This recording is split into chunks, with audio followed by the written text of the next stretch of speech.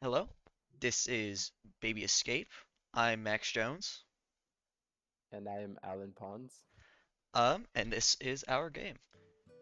So, starting off, we've skipped the tutorial just for time's sake. We've got our climbing, which I have spent a lot of time on to make procedural and look decent. We're gonna climb over this baby 8.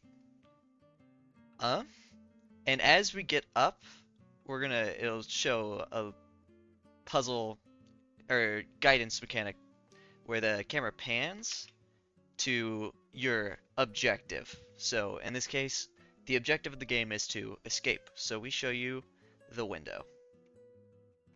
Alan, you want to talk Now about that your... we are, yeah, now that we are in the kitchen, we see that there's a dog patrolling around. He just barked at us twice because we stood in front of him, but as long as we hide behind objects and avoid his line of sight, we should be clear.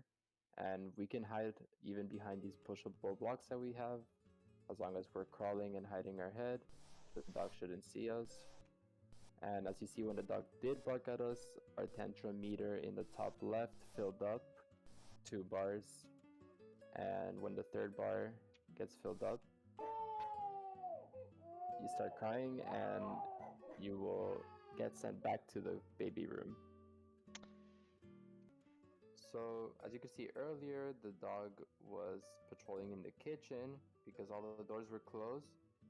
But now that doors to the rest of the house are open, the dog has found new paths to walk to. This will ensure that the dog remains to be a quote unquote threat as you walk through the house and play the game.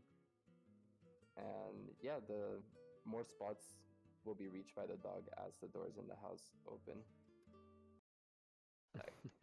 Okay, so this is the dad. It works similarly to the dog. It has line of sight, but it won't raise your tantrum meter unless you're doing something suspicious, such as standing, uh, being on surfaces that you should not be. Uh, Need to crawl for this specific example. There we go. And also, uh, we have these binkies laying around that will reduce your tantrum meter, which is quite convenient. And the last thing that is suspicious, the dog, it's coming, um, is pushing objects. So he does not like when you do that. I gotta hide from the dog. There we go. Okay. Okay, so the last thing that the parents have is that they react to events around the house for purposes of keeping this demo spoiler free for the puzzles we have. Um, we don't want to show any of the puzzles we have set up, but interactions that you do as a player will attract the parents' attention, and for example, move them out of their way from a room that they're watching over.